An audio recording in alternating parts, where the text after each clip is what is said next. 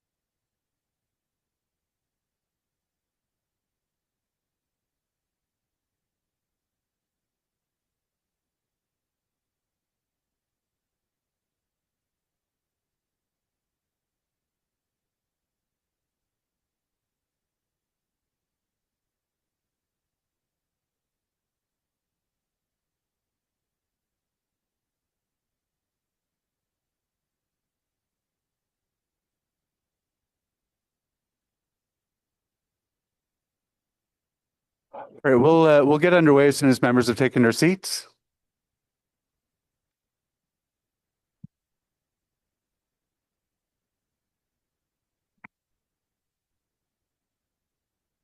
And I'll say good morning to everyone. Welcome to our 62nd Planning and Housing Committee meeting.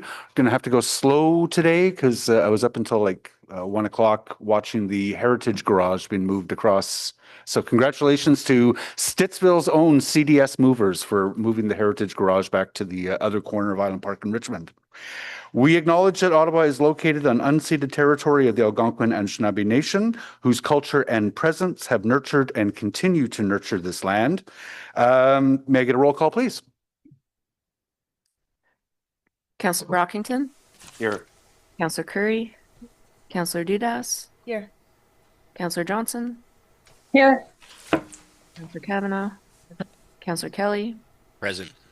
Councillor Kitts, Councillor Lowe, Councillor Tierney, Present. Councillor Troster, Here. Vice Chair Gower. Here. Chair, you have quorum. Thank you very much. So we have a number of presentations today, not a lot of delegates. This is a public meeting to consider the proposed comprehensive official plan and zoning bylaw amendments listed as items 4.1 on today's agenda. For the item just mentioned, only those who are specifically identified in the Planning Act who make oral submissions today or written submissions before the amendments are adopted may appeal the matter to the Ontario Land Tribunal. In addition, the applicant may appeal the matter to the Ontario Land Tribunal if Council does not adopt an amendment within 90 days of receipt of the application for a zoning bylaw amendment and 120 days for an official plan amendment. To submit written comments on these amendments prior to their consideration by City Council on April 8th, please email or call the committee or council coordinator. Are there any declarations of interest? No, I'm just going to change the view on my screen. There we go. No declarations of interest. Are the minutes of our 61st meeting, March 4th, 2026 confirmed? Thank you. Sorry, bear with me. I need to move those garages during the daytime. So the first item is item 4.1, the official plan amendment and zoning bylaw amendment for 951 Gladstone and 145 Loretta Avenue North. We're going to get a presentation for that. The developer is here to make a presentation, and then we can go to questions of staff. So we'll hold that one. There are no public delegations other than the developer. On item 4.2, the Urban Design Review Panel procedural and reporting updates. In discussions with the committee, we're going to dispense with the presentation on that, but we will go to questions of staff. So we'll hold that item. Item 5.1, the inclusionary zoning policy and regulatory framework, official plan amendment and zoning bylaw amendments will receive a presentation on that one. There are 2 public delegations to hear from, and then we can go to questions of staff. So we'll hold that one. Just running through the rest of the agenda, see if we can let some staff go. For the status update on Planning and Housing Committee increase in motions, is that item received? Thank you. We don't have any in-camera items. There is an IPD on the urban design brief terms of reference and urban design guidelines updates. Had anyone wanted to lift that one? Nope, don't see any hands. Thank you. The Cashman of Parkland IPD, did anyone want to lift that one? Thank you. So that is received, and then we'll move on with the rest of the agenda. So let's go back to the top, which is item 4.1, the OPA and zoning bylaw for 951 Gladstone, 145 Loretta. And Eric, we're in your hands whenever you want to give us a presentation.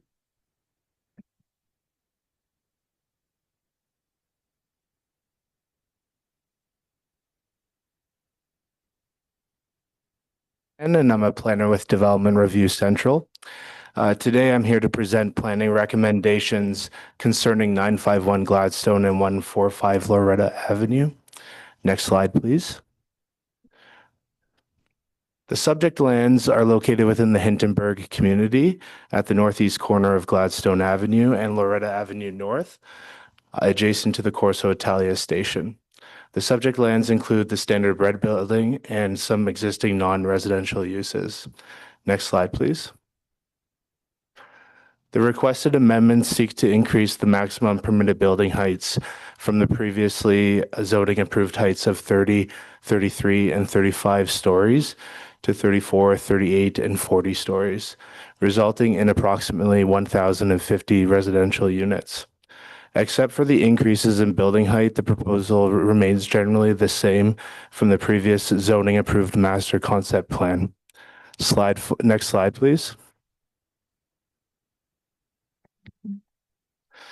This image shows the proposed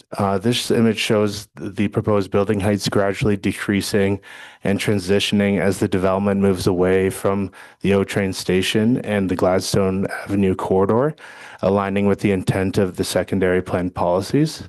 Next slide, please.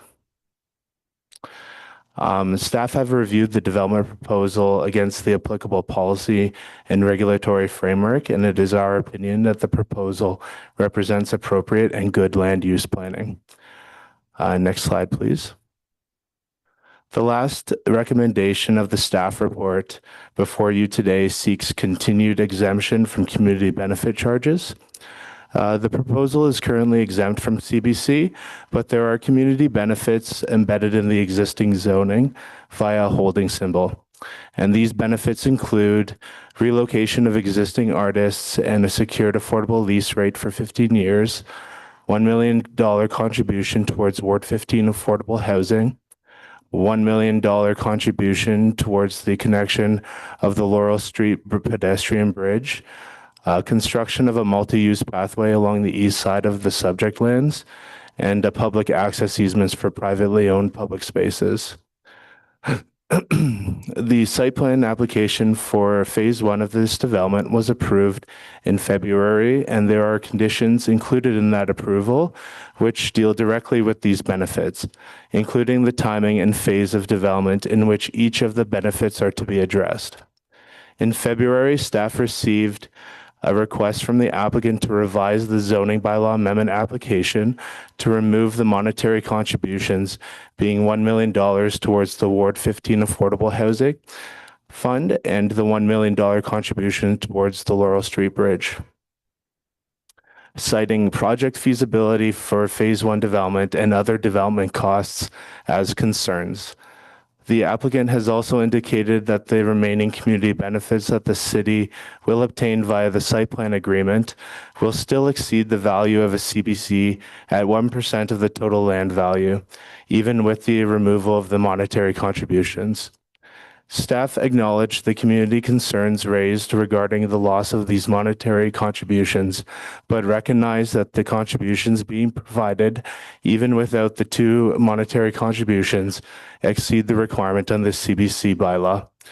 In response to the developer's focus on proceeding with building permits for phase 1, the zoning details have been written to temporarily provide relief from these monetary contributions only where the corresponding above grade building permit for phase 1 has been issued within 12 months of the passing of the proposed bylaw.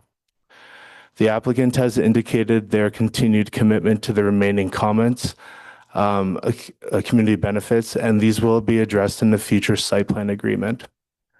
Therefore, staff have no concerns with the CBC exemption request, nor the removal of the 2 monetary contributions, subject to the details of the recommended zoning included in staff's report.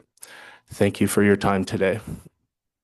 Eric, thank you very much. Before we ask the proponent to make their delegation, I have a motion that we've been working on for a few weeks with respect to the site limiting distance agreement that would, I think, provide them with a little bit of further relief. But I'll ask Vice Chair Gower to make that motion just so I can stay in the chair. Do you want the whole thing or just the therefore be it resolved? Sure. I can go with just the therefore be it resolved. Okay. And for members, that motion is presumably in the SharePoint site. Okay. Therefore, be it resolved that Planning and Housing Committee recommend Council direct staff to enter into a limiting distance agreement with the applicant for 951 Gladstone Avenue and 154 Loretta Avenue North, and be it further resolved that the applicable section of the real property disposal policy be waived to enable the agreement to be completed at nominal cost. Thank you very much, Vice Chair. And if people have questions about that, by all means, you can pose those to staff when they're up. But right now, I'd ask the proponent to come on up.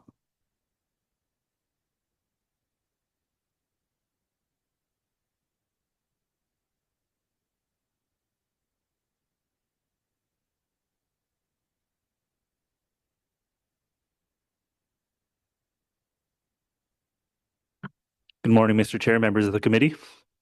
We're pleased to just maybe give speak specifically to some of the concerns that we've heard via written comments. We thank staff for their presentation and for their support through the recommendations of their report.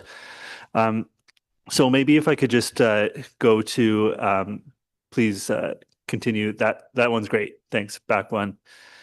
So this project has a long history. Of course, the original official plan amendment and zoning bylaw amendment predates the secondary plan that applies to the broader hub area, the protected major transit station area that relates to the Corso Italia station, which, as we're all familiar, is now up and running. So as we're also all familiar, in 2022, the province made changes to the way density bonusing, as we'll call it, works in the province, and it's gone from what was previously applied to the site, Section 37, to now what's called community benefits charges. On a high level, the obligations for this development are significant as relates to what was applied through Section 37 at the time. You'll see on the screen, these are the obligations that are applied to the proponent for development. So through that Section 37 agreement originally. So a relocation strategy for the existing artist tenants remains an obligation of the proponent. Confirmation of a secured affordable unit rent for the artist tenants within the standard bread building for a period of 15 years remains an obligation at 40% below market. Creation of a multi-use pathway alongside the development remains an obligation of the proponent. A privately owned public space area also remains an obligation.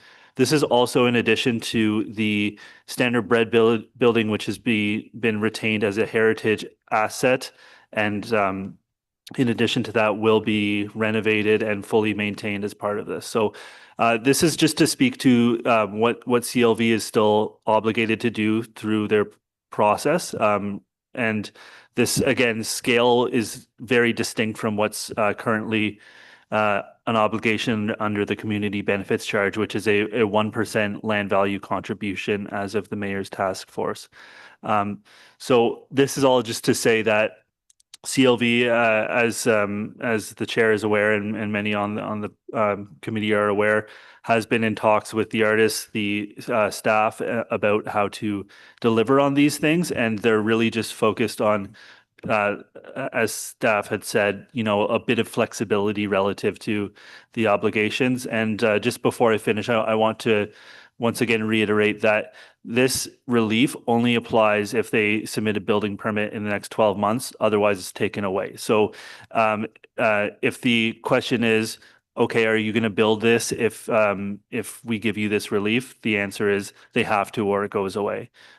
So I think that's it. I don't know. I'm joined here with Miguel Tremblay of our office. I'm not sure if you have anything to add. Maybe on a broader scale, the city is still carrying over a lot of these Section 37 agreements.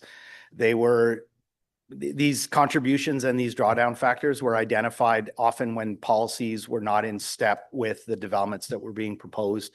As you heard now, that the secondary plan and the OP provide very clear direction that these 1,000 units are desirable and well in keeping with those policies. But carrying over the Section 37 obligations hinders these projects from being constructible and actually puts them at a disadvantage in comparison to newer projects that are only subject to the CBC contribution.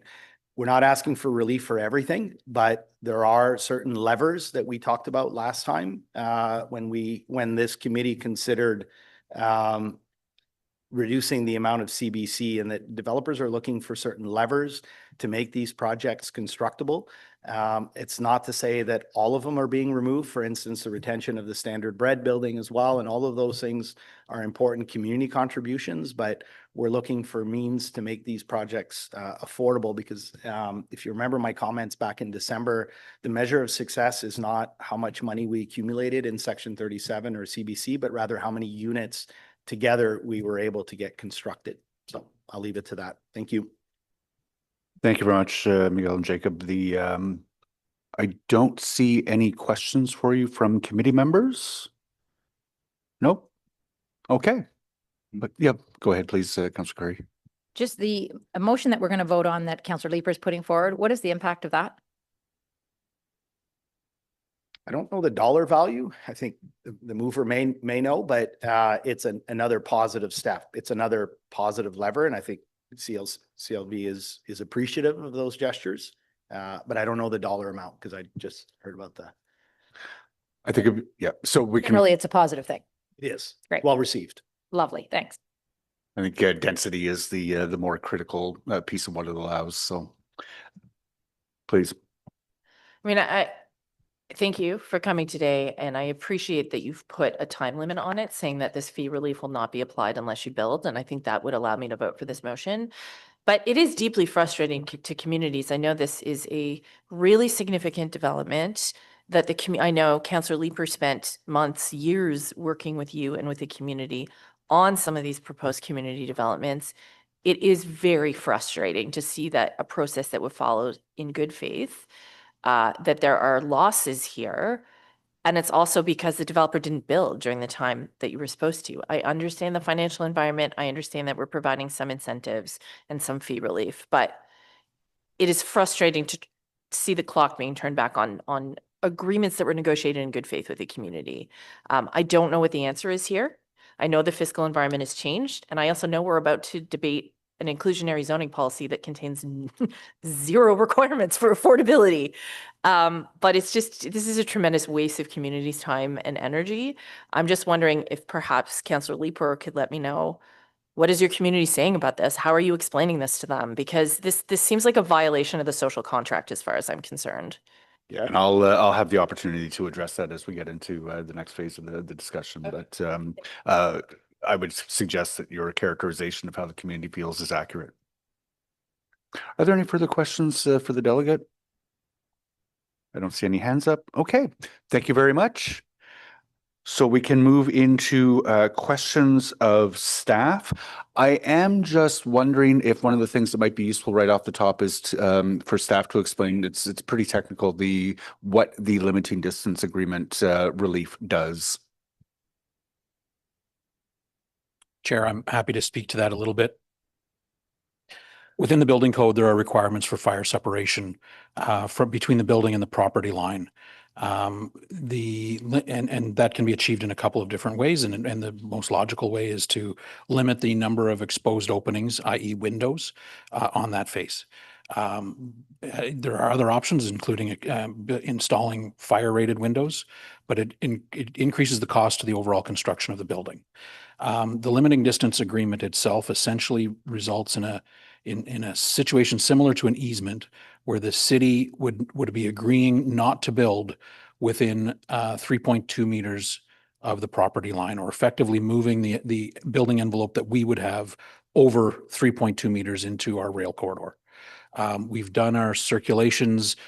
We've consulted with real estate, with transit services. There is no intention to build at this location in the corridor. It doesn't really suit itself to construction, and the intention is to maintain the multi-use pathway adjacent to this site. The issue and why it's before you, so staff have gotten to a point where staff are supportive of a limiting distance agreement, but the reason it's before committee today is because our real estate policies require that disposal of real property interests be done so at fair market value. And the motion that's before committee is to waive that in recognition of the significant contributions that are still being put forward over and above the community benefits charge regime today. Thank you very much. I've encountered our transit agency's reluctance to sign these agreements for the 12 years that I've been a city councilor. This is the first time I brought a motion to waive that. It does not make sense to me to impose a requirement or a cost on the builder so that they don't build too close to what presumably will be in perpetuity a transportation corridor without development on it. So happy to bring that forward, and it does have a financial value to the developer. With that, I'll move to Councillor Brockington. Thank you, Chair. I'm just want to get staff's perspective on Part D of the motion, which is the community benefits charge section. I'm trying to better understand why this is the best deal for the city overall, particularly given our declaration of a housing and homelessness emergency and the need for affordable housing to be built in the city. What's the offset to the $1 million that makes the proposal before us better than the alternative? Thank you, Councillor. Chair, just to answer that, to put it in perspective, we received a submission from the developer CLV after the last planning committee and before this went to council, which is why the item was referred back to this committee. Part of that submission was that the developer is really focusing on trying to get their first phase going. They want to start this housing start, and looking at their finances, the letter to us was that they're simply not allowing it to work financially with these contributions being part of that requirement. So the $1 million towards the Laurel Street Bridge and the $1 million towards the Ward 15 affordable housing account. I do recognize that those are valuable contributions. The letter that came to us was essentially acknowledging that the contributions still being provided far exceed what we would get today under a 1% CBC. So staff was faced with the choice of, do we want to continue supporting this development and housing start with the contributions that are still being delivered with this project? And the way we approached it was responding to that proposed housing start with that leverage of saying, okay, but we're giving you a 12-month window to commit to that start. Otherwise, these contributions come back on the table. So faced with the challenges of what's in scope and out of scope, our focus was on supporting this housing start, which does bring a significant amount of benefits to the city in terms of general benefits, not from a community benefits regime. But at the end of the day, we're quite comfortable that what's still being delivered does exceed what we would get under our current regime at 1%. And that was a factor weighing into that decision. I appreciate that answer. Thank you. All developers can make I think, a legitimate claim that it's difficult to get projects built. And I'm concerned that there will be future attempts to eliminate needed funds, whether it's DCs, a conversation we're about to have in the coming weeks, or in this case, the community development fee, which does provide benefit. So I'm not aware of developers that are forced to eat craft dinner. They're still making a lot of money in this city when they develop housing. And of course, they refuse to tell us the profit they're making on housing despite our multiple attempts to get that information. So I have to give this some thought. For me, it's almost like 6 of one, half a dozen of another for the reasons that staff outlined. But I'll just use the word cautious about what this might lead to in the future. Thanks, Chair. Thanks, Chair. On the Laurel Street pedestrian bridge, I saw an assertion that without this funding, it would be very difficult for this bridge to proceed. Can anyone from staff comment on alternate funding sources or how this might change the timeline for that pedestrian bridge? Because it does seem to be a pretty important connector for existing and future residents in this neighborhood.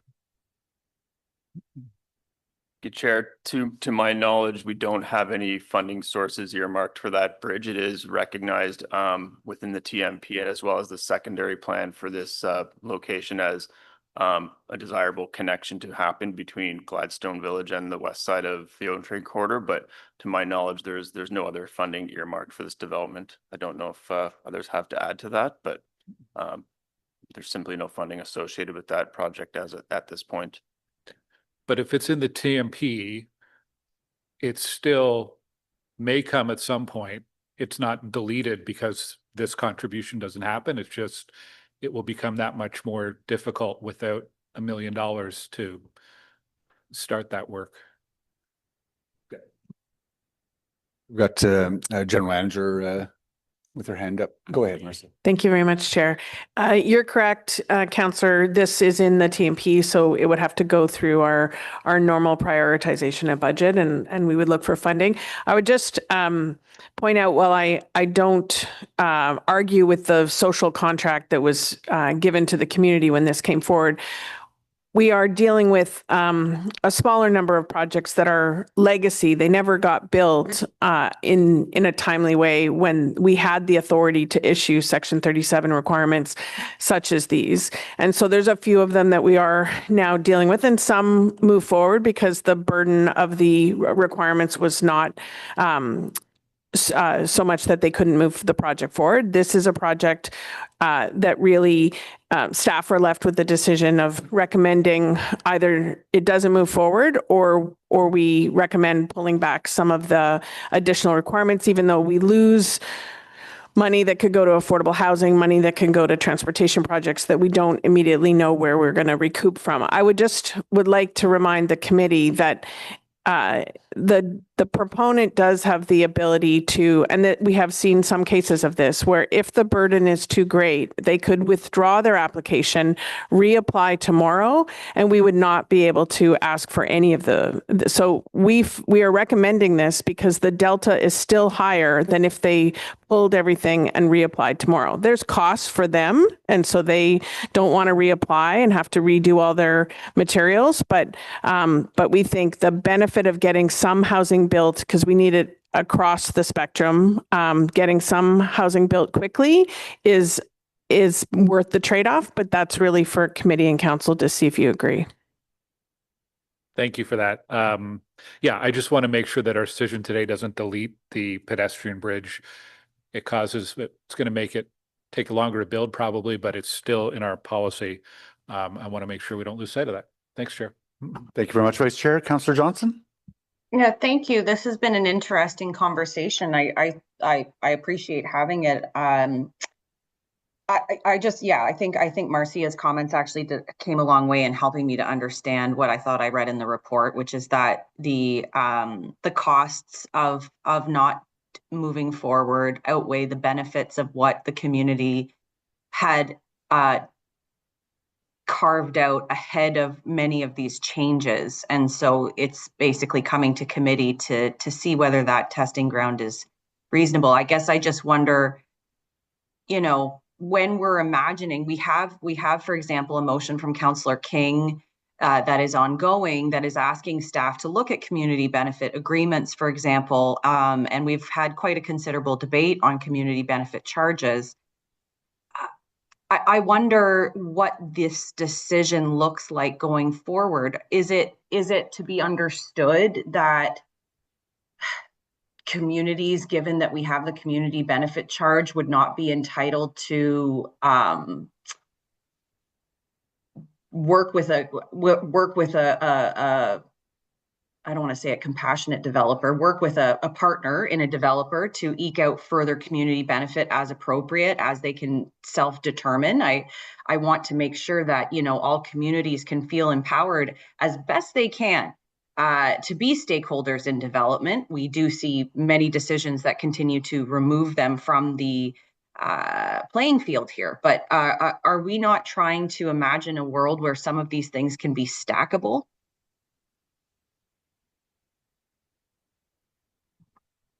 Chair, there are still opportunities for communities to work with developers within the framework that's been established by council of voluntary contributions. I think the journey to get to this point is a recognition that the contributions that are still on the table outweigh what we can legally require under our current framework by greater than an order of magnitude. And so the recognition from staff really is that is, you know, there's an opportunity for a developer to come forward tomorrow and reapply. There's an opportunity for developers to sell properties to other developers that may not feel beholden to the communities in the way that this developer is standing by a number of those commitments that were previously made. You know, so if you're looking for over and above what the CBC is under the current framework, I think that those contributions are still possible under the framework of the voluntary contributions that have been discussed previously at council.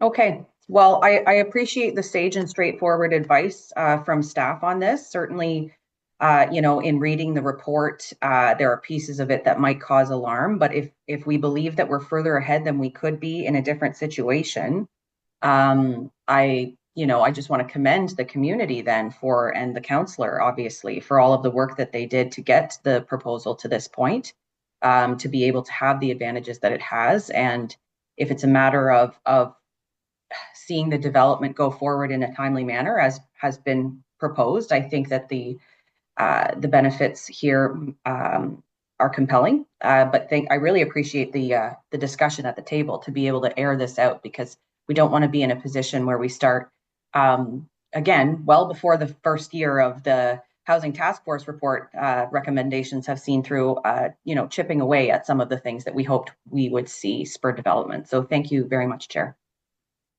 Thank you very much, Councillor Johnson. Councillor Kelly. Thank you very much, Mr. Chair. And I don't think I could put it much better than my colleague, Councillor Johnson, just did. This does seem like a blow to the community, to the surrounding community and what they've been promised, but it does seem that there's also a strong rationale for supporting the staff recommendation in this case. And I've heard a couple of times mentioned that if they were to apply today, much of this would not apply to them. So that's, point well taken, but I am just trying to understand what that would actually look like in reality. So if the developer was to pull this application and reapply, and this might have been a better question for the applicant, but I will pose it to staff. What would the cost of going through all of that be similar, exceed, or would it be far less than what they've committed to at this point? I'm just trying to understand how realistic it actually would be if we were to not support the staff recommendation, that they would pull the application and reapply.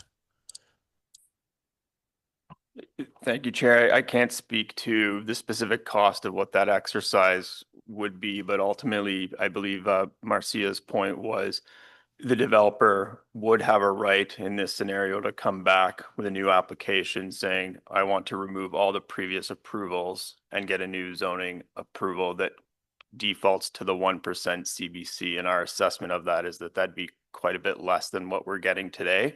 So I don't know what the actual cost of going through that exercise is, but the developer may want to speak to that, but we would definitely have to go through a process and we'd have to make a decision on that, but that's not what's before us today. I understand that. It still would be nice to know. So I don't know if there's a way to hear from the developer at this point on how likely that would be or what those costs would be. But I would love to hear that. It probably won't make a difference in how I decide today, but it would still be interesting to hear. Thank you. I'll just ask staff to give that some thought before we get to the council meeting and get that info to all of us. Councillor Tierney. Yeah, thank you, Chair. And again, I don't think we're alone in trying to persuade development and building. Tim, I'm sorry, you're a little bit soft. Oh, can you hear me okay now? That's better. Thank you. Okay, sorry, but maybe it's using the wrong microphone. Yeah, we're not alone in this, I think. I think a lot of municipalities are having to get into this space to be able to get housing built, which is unfortunate. We also, again, Chair, I think we just passed something to encourage development by taking, I'll use the term breaking social contract inside the green belt for a lot of our wards as well. I think that's probably of note where we're taking a bit of a bath to encourage development with inside the green belt. So, you know, it's unfortunate. I think that's just the reality of where we are. So I appreciate the staff and the work that they've done on this. It really helps me make a decision on this. So thank you, Chair. That's all I wanted to offer is, unfortunately, this is what a lot of us are having to do these days. Thank you very much, Councillor Tierney. Does anyone have any further questions of staff? No, any further comments? So I will just make I hope relatively brief comments myself. First off, a big part of this application, of course, is for additional height to this development. I think that is absolutely uncontentious. I have not heard a lot about that through the course of the consultation. A few folks obviously are upset at additional height, but generally speaking, this is Corso Italia Station. This is exactly where we want this kind of height. It's where we want this kind of density, and I think people generally understand that. With respect to the benefits that are proposed to be removed, I just want colleagues before they vote to understand how important those are to me, because I will be dissenting on item D of the recommendations. The $1 million towards affordable housing is not going to solve the housing problem, but when for the past, ever since we set up Section 37 benefits prior to CBCs, I have been putting a really big chunk of all the benefits money that comes in into a ward affordable housing fund, and that has allowed CCOC to purchase additional property to add to the number of units that they were able to build on forward. It allowed the Ottawa Community Land Trust to purchase the building on Kirkwood, and most recently, thanks to your support, it has allowed CCOC to build a new low-rise affordable housing development that'll be on the stub of Bullman that you approved several weeks ago. It's not nothing. It does allow me to try to ensure that areas like Hintonburg are going to have at least some affordable housing in them as we gentrify, because it is increasingly a neighborhood in which fewer and fewer people are able to afford to live. With respect to the pedestrian bridge, I really am very concerned that if I don't have this $1 million in that account, that pedestrian bridge will not move ahead. Yes, it's in the TMP, but I think many of you have seen the recent headlines with respect to where development charges are going. It's, you know, our TMP projects are DC funded projects, and I don't think we're going to have the DCs moving forward that we think we're going to have. This would mean that folks who are living in Gladstone Village, which is going to be a very family-friendly neighborhood, are going to have to walk some significant distance to Somerset or Gladstone bridges in order to get around, in order to get onto Breeze Hill, in order to get to school. This is going to be a really important direct connection. Without that funding in the bank to work as leverage, right? We don't want to lose the funding. So if it's in the bank, I think we're going to be motivated to move ahead with that bridge. I'm quite concerned. With respect to would the development move ahead anyways, I'll just remind committee of the decision that this council made early in this term to, for want of a better term, call the developer's bluff on the airport hotel. We chose not to proceed with that SIP, and that hotel moved ahead. They decided to build it anyways. The cranes are going up again in the city of Ottawa. No one wants to be the last to build. I think that there is a motivation that this developer is going to have to want to move ahead with this development. So I'm very comfortable dissenting from this. And still being relatively sure that they're going to move ahead with the development.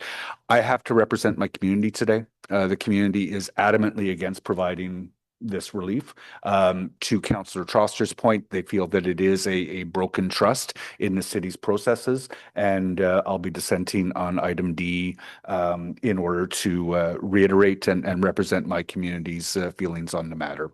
So I'll leave it at that, unless there are any further comments. No.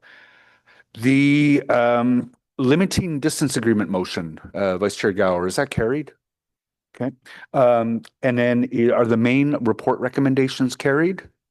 Carried. I'll dissent on item D, please. I'll dissent on item D as well. Thank you. Okay.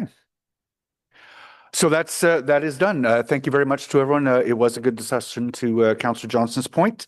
Glad we had it. The next item on our agenda is item 4.2, the Urban Design Review Panel procedural and reporting updates. I know members have read the report. We're not going to receive a presentation on that, but I know some members wish to ask questions about this report. So we'll go directly to questions.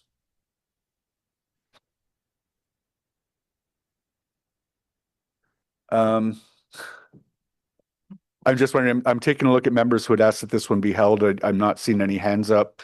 There we go. Councillor Johnson.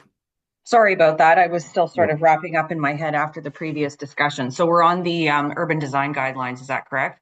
We are straight to questions of staff. Thank you so much. Pardon me. So yeah, I just wanted to talk a little bit about the process as it relates to some of the other changes that we've had for community participation in development applications. So, you know, over the last 4 years, obviously, we've had, you know, a real push to accelerate housing development. We moved away from some of the, you know, we've cut some of the timelines for feedback. We've shifted studies around, and now we're eliminating studies as well. And that's, I understand the rationale for much of this, but I was hoping to understand how visible and in what context the results of the urban design review guidelines, or the panel, pardon me, when the results of that conversation will be visible to community members who care. And the reason I ask is because they're triggered when it comes to greater density in a neighborhood, or projects that have more significant changes in a neighborhood. And so they often can be of interest to the community, and maybe a little novel in their massing and size. So I want to know that those neighbors who may have concerns about seeing additional density in their neighborhood, such as the outer urban ward, can rest assured that there is someone looking at those guidelines, that procedure manual, to make sure that, you know, we are trying to make the most well, for lack of a better term, people are always concerned that we're going to have big, ugly buildings. This is one of the ways that we try and make sure that we don't. So how are they going to be able to see that work?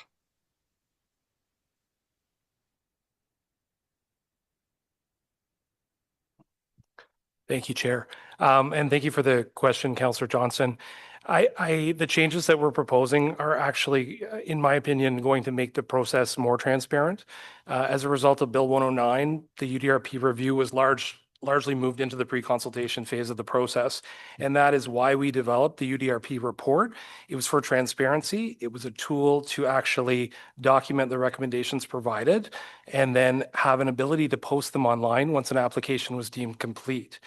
The flexibility now, as a result of the new planning process, is that we're offering the applicants the option to go within the pre-consultation phase or within the application completeness review phase. So completeness and review phase. So either way, the recommendations will be online. So if an applicant wishes to go within the pre-consultation phase, those recommendations from the panel will be posted online at the time the application is deemed complete.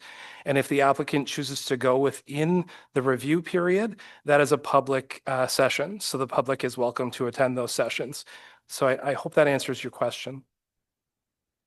Yep, it does. Thank you so much. And just with respect to the pre-consultation, I know we had done some work over the last term to initiate additional wards into the opportunity to participate in pre-consultation. So I was wondering if you could let me know sort of where that's landed at the end of this. Certainly, and maybe I'll defer to my colleague, Ms. Wallace, just as it relates to the NDA process, as it relates to the pre-consultation process. But certainly, if there is an NDA and community groups are a party to that, they are welcome to attend the UDRP session if it's within the pre-consultation period. Chair, if I may just add some additional context, pre-consultations are no longer required. The province essentially removed the requirement for that to take place.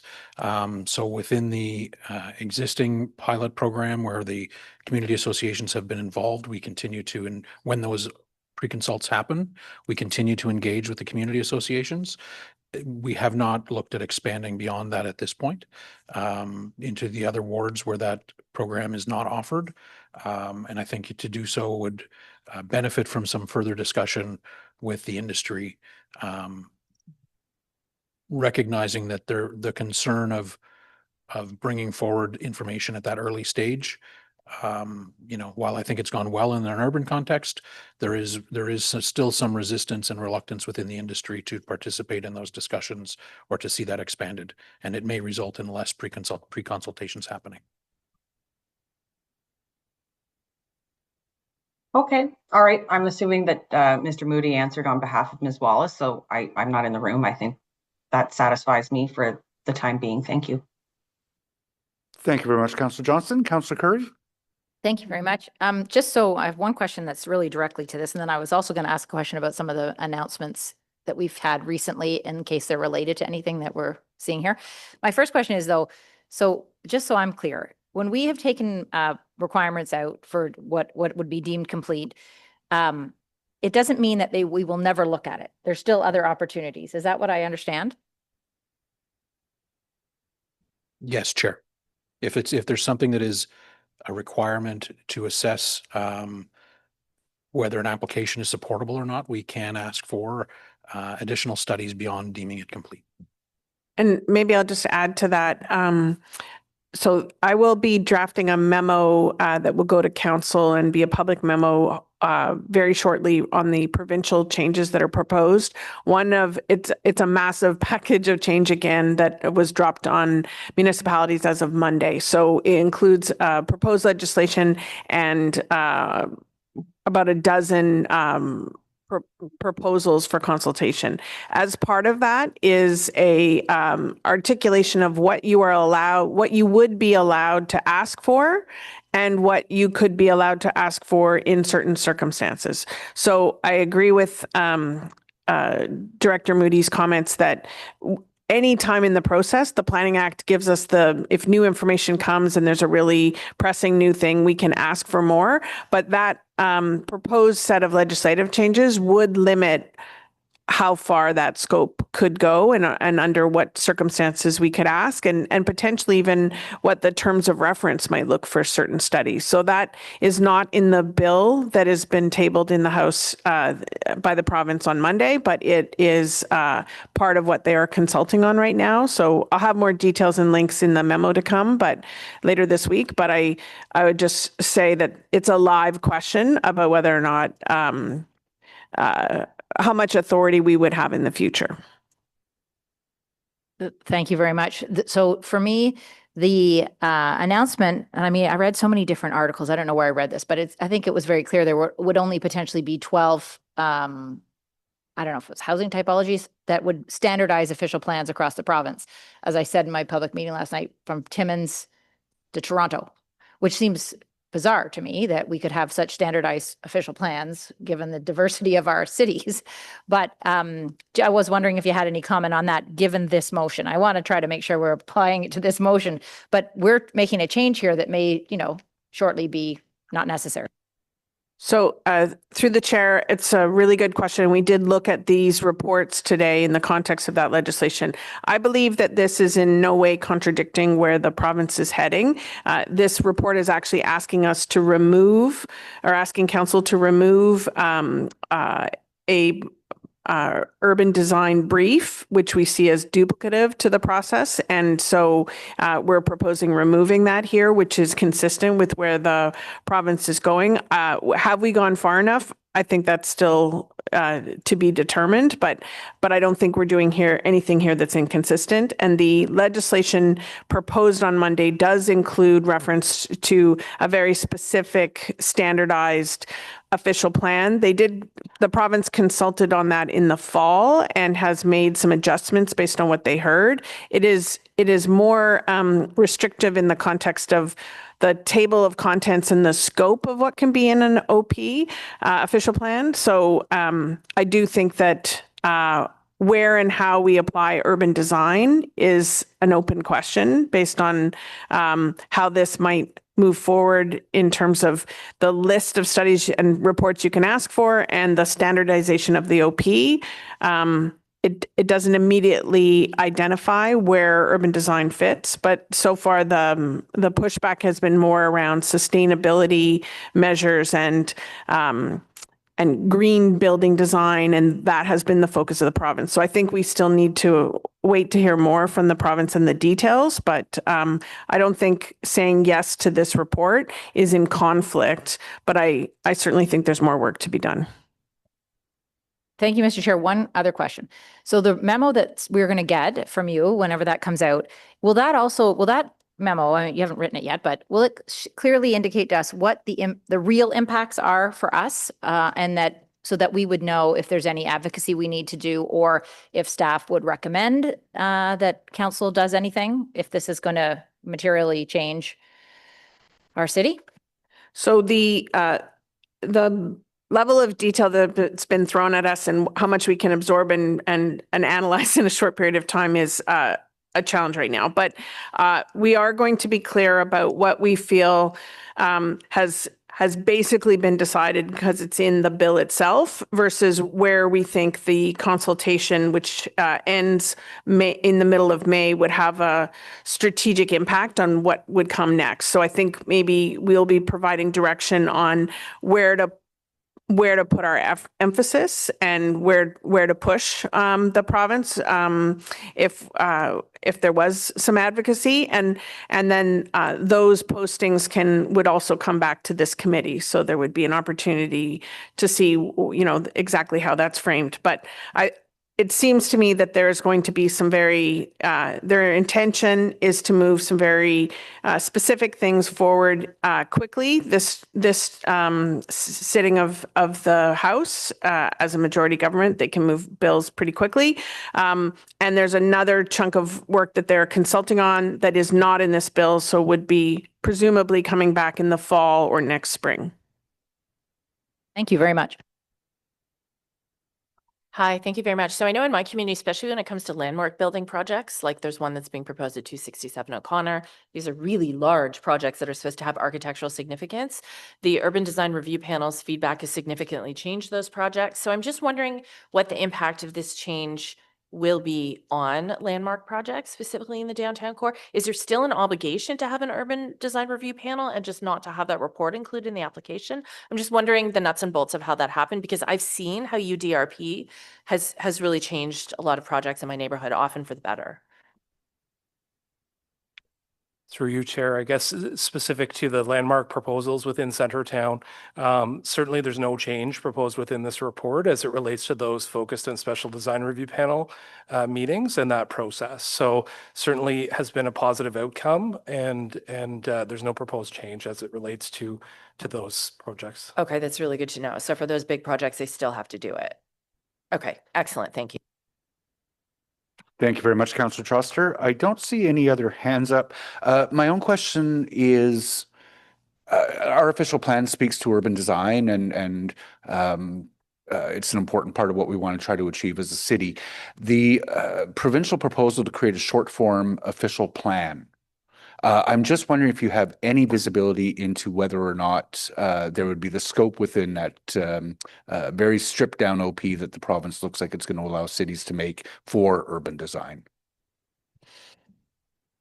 Through the chair, I would say that it is not obviously apparent where local variation and priorities would fit in the stripped down version. So we will be looking to the official plan and the studies and plans required for site-specific applications, thinking about how they work together, as well as other initiatives like a public realm master plan that we talked about at budget and other things to achieve a similar outcome. But so it's early yet, but if this goes forward, we would have to take a very serious look at our official plan and think about how we achieve those big, bold moves that are outlined there in alternative ways. That, for example, there is one there about transportation, and we have a transportation master plan that helps fulfill that objective. So we'd be looking at all of our tools, but it's fair to say that it is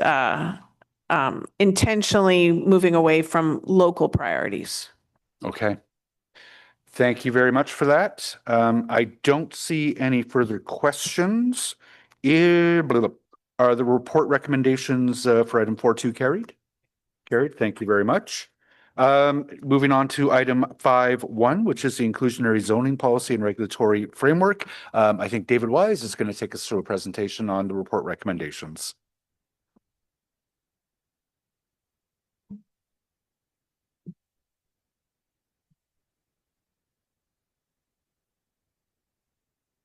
David, it's been a few years since you've presented to the committee. I'm looking forward to this. Whenever you're ready. Thank you, Mr. Chair. I just need to work some of the rust out.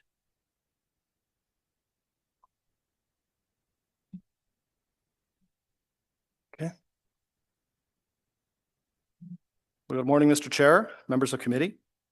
This presentation provides an overview of staff's review of inclusionary zoning in Ottawa, how it works, the findings of the market assessment, and recommendations for authorizing inclusionary zoning as a housing program as economic conditions in the future will warrant.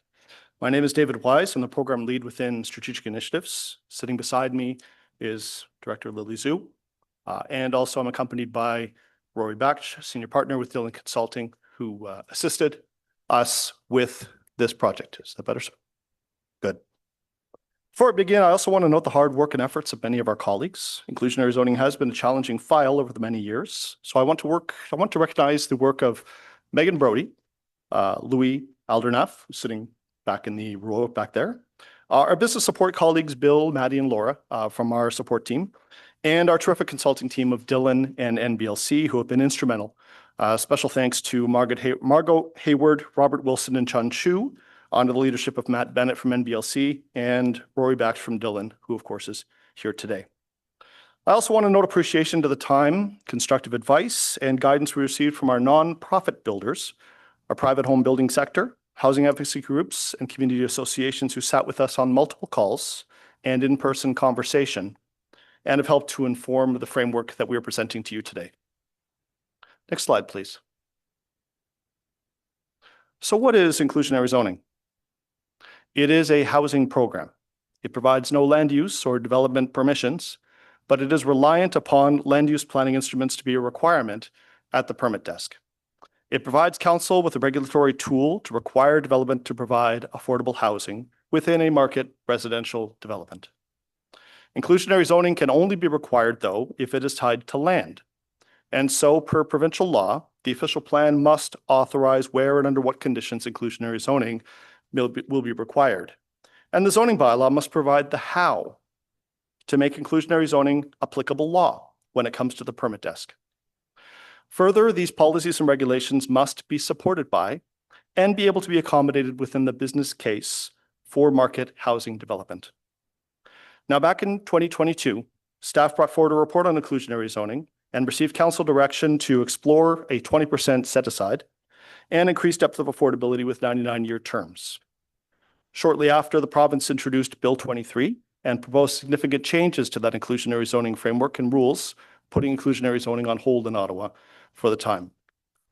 On May 2025 of last year, the province released new regulations with a maximum set aside of 5% and a 25-year term. It is under this provincial environment that this framework is now being presented. Next slide, please. It is important to be clear on what income groups are the focus of inclusionary zoning. The 10-year housing and homelessness plan that was presented just a few short weeks ago noted the income decile bands across renter and Ottawa and owner households in Ottawa. And the focus of that plan was really towards groups that are aimed in the low to moderately income bands. Inclusionary zoning acts on a different part of the housing continuum and a different part of that sector. The target is the 4th to the 6th decile bands, market housing that has become harder and harder for moderate income earners to afford. Now, inclusionary zoning has the best effect in helping to reduce the price of that housing that is available for moderate income earners. These include dental or medical technicians, early career professionals, trades apprentices, people who find themselves being increasingly priced out of the housing market. Now, inclusionary zoning cannot address affordability on its own. It does not replace programs that can provide deep affordability for our lowest income households. But what it can do is it can be stacked alongside and in support of other resident and unit-based housing programs. Next slide, please. So under these new provincial rules, how does inclusionary zoning work? First, we need to acknowledge that inclusionary zoning does not create free units. It works by requiring developers to take a subset of their units and offer them at a reduced price or rent. This means that a private market development will earn less revenue from that building, while the construction costs will remain unchanged. This represents a revenue loss that the developer will need to accommodate somehow to keep that project viable. Now, in a hot market, that offset might happen by increasing the price on other market units within that building. It might involve reconfiguring the project or its internal financials, or it might involve the developer making decisions on whether a project can still go ahead as designed. When the market is struggling, things become more complex. We are seeing downward pressure on rents, downward pressure on sales, while construction costs continue to remain. And so that feasibility gap becomes increasingly harder to close.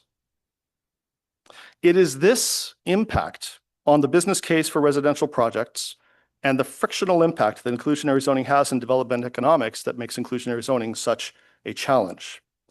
This is also why the province has taken a cautious approach to what cities can do with this tool and requires a market assessment to be conducted to support policies.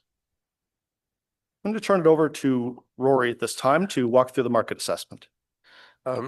So the city through staff retained the services of Dillon Consulting and NBLC to undertake the market assessment that's required by the province. This assessment modeled typical build scenarios across different geographies of the city and incorporated recent land transactions and newly completed developments. We used that to build prototypical examples that were then modeled through the market assessment. We modeled the internal financials using industry standard hard and soft cost assumptions and development financials consistent with the experience of the consulting team with market developments across Ontario. Not surprisingly, what we found was that inclusionary zoning and the reduced revenue has an impact. The underlying challenge is the housing market itself. It's in trouble. High development costs, that's both the high cost of land acquisition and the high cost of construction, tapped out market pricing, and ongoing uncertainties have made it very challenging to build housing at all without significant incentives. So the introduction of inclusionary zoning into the struggling market might not have the effect of creating more affordable housing. Rather, it would have the effect of reducing the creation of more housing at all. That's that concept of friction that you heard David speak about. As such, the market assessment did not recommend a full mandatory inclusionary zoning program, but recommended that the city look to the future. Next slide, please. So while inclusionary zoning is framed as a mandatory tool for affordability, Just wait for them to get caught up. There you go. While IZ is framed as a mandatory tool for affordability, it can also be a pathway to support and leverage affordability in private development through voluntary means, while giving council a regulatory tool to act when the market cannot or will not act on its own. So even though IZ is not feasible now, moving the policies and regulations into place now gives council the ability to respond to future conditions, while also setting out a framework that council can couple with further incentives to encourage voluntary inclusionary zoning to happen in the meantime. David, back to you. Move for the next slide, please. So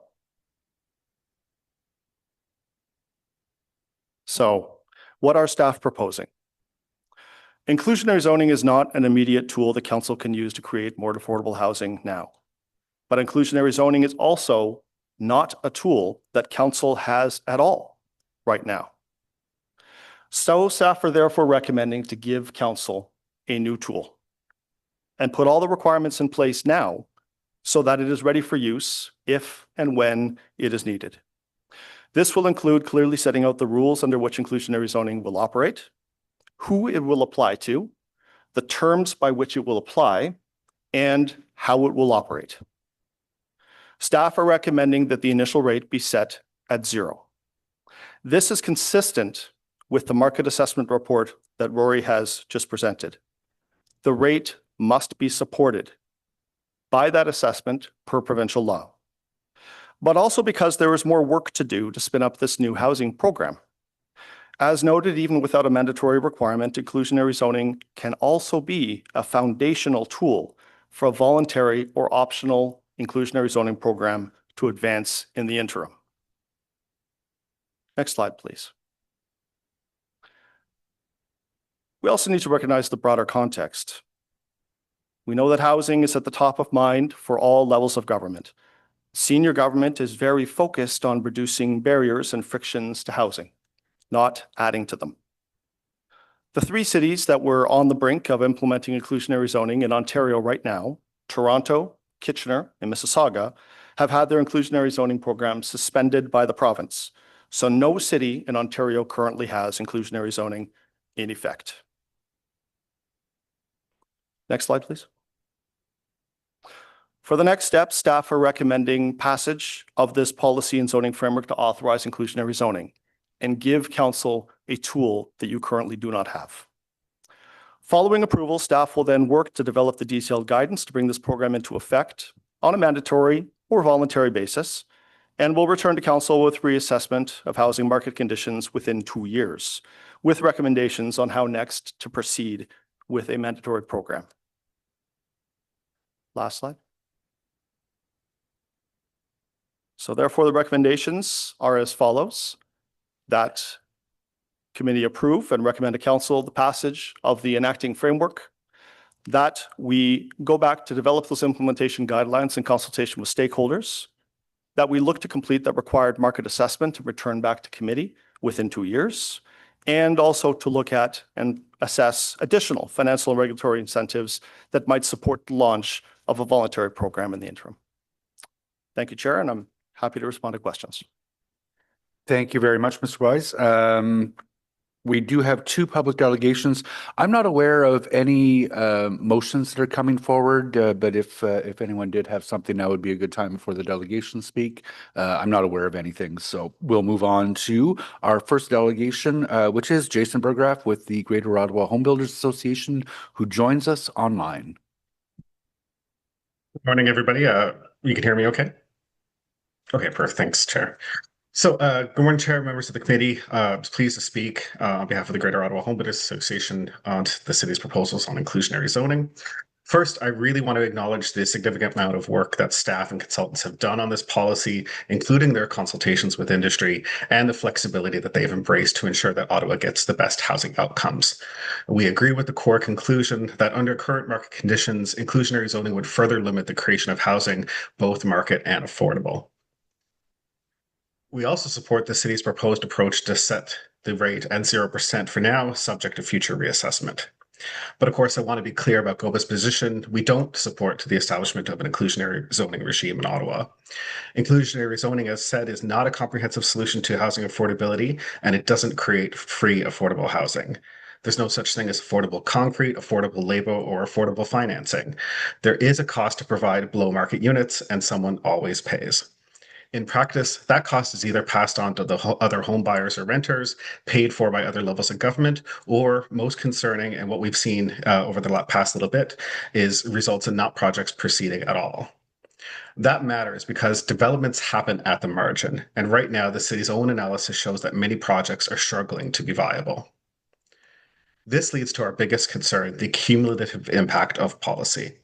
Inclusionary zoning would be layered in the same areas where the city is relying on housing growth to be the most affordable, around transit in high-density developments.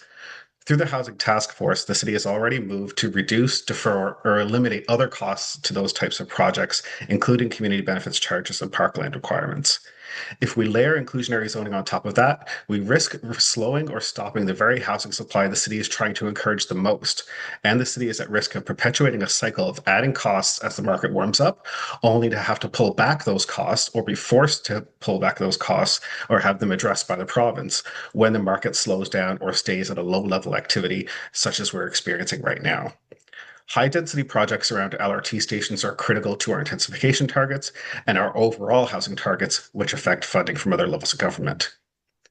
Now, if the city does move forward in the future, there are some critical conditions that should be in place. First, inclusionary zoning must function as a partnership model. That means clearly defined incentives and offsets that need to be in place before any requirement is introduced. And second, the policy needs to be flexible. That includes allowing offsite delivery, partnerships with nonprofits, and alternative approaches that can achieve better housing outcomes. And I will say that staff have been very good in working with industry on making sure there's a lot of options to deliver those housing units. In closing, inclusionary zoning mustn't become another cumulative barrier to the housing supply in Ottawa. And if implemented prematurely or without the right conditions, it risks undermining overall affordability rather than improving that. Thank you for this. We look forward to continuing to work with staff and council to make sure we get this right. And with that, I'm happy to answer any questions. Thank you very much, Mr. Berggraf. I don't see any hands up. I'm looking around. We appreciate the presentation. Thank you. Thank you. Our second public delegation is Charles Gibault, who I think is joining us online as well.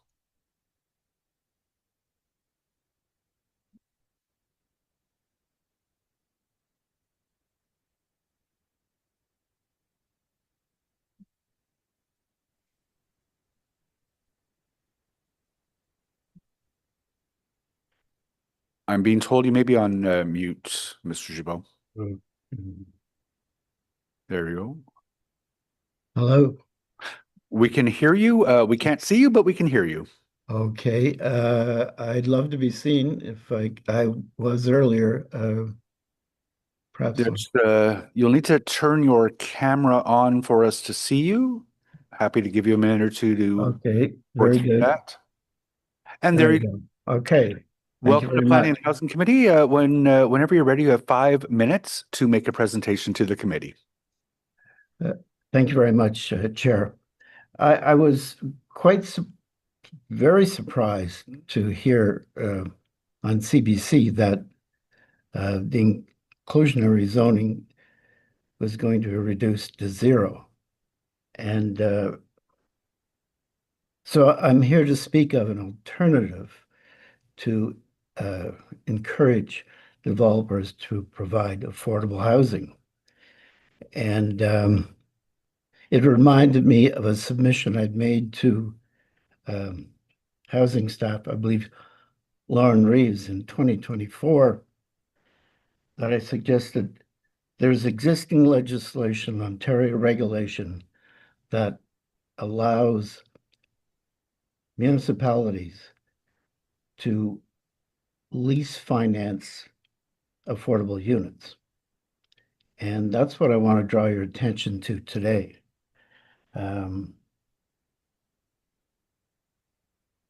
I think you may have a copy of the regulation in front of you. Not that you have to read it in depth right now, but what I am proposing is that we propose to you a sample project. I say sample, but quantitative in every aspect, that the city treasurer, your legal department, and planning department would require. And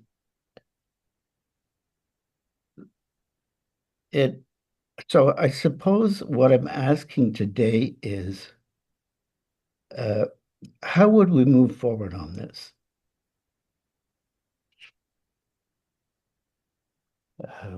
We're prepared to make, as I said, an actual proposal for a new building to be constructed and work out all the details for your staff to assess. And those details are outlined in the Ontario regulation that I provided you with. So I'm here to start that discussion. Charles, the matter that is before the committee today is whether or not to accept the recommendations that are put forward with respect to inclusionary zoning by staff. It sounds like you want to speak to something that is out of scope to that discussion. I know you've contacted my office. I have not had a chance to review the materials that you've provided in depth, but what I could do is commit to getting back to you sometime within the next day or so. Okay, very good. I was encouraged to bring this forward today, so I thought I would take that opportunity. Understood. And we do appreciate your being here today and for your really strong interest, obviously, in affordable housing, which this committee shares. So unless there's anything else, I will thank you very much for the presentation. Thank you, Chair. Thank you, and I'll get back to you. Okay, there's time for questions to staff. Councillor Dudas. It's quick with the hands up button there, apparently. So why are we doing this right now? The problem that I am seeing is that it doesn't make anyone happy. It's 0 as the recommendation, and I know that the recommendation would allow for the framework to be built so that if at a more robust time in the housing market, we can trigger this. We do not have a crystal ball as far as I can tell. The market, all markets right now are incredibly volatile and tumultuous. How do you know that what you develop, and I'm looking at the dates you're coming to back in 2027, then again in 2028, how do you know that what you develop will be reflective of what we actually want to use as a tool?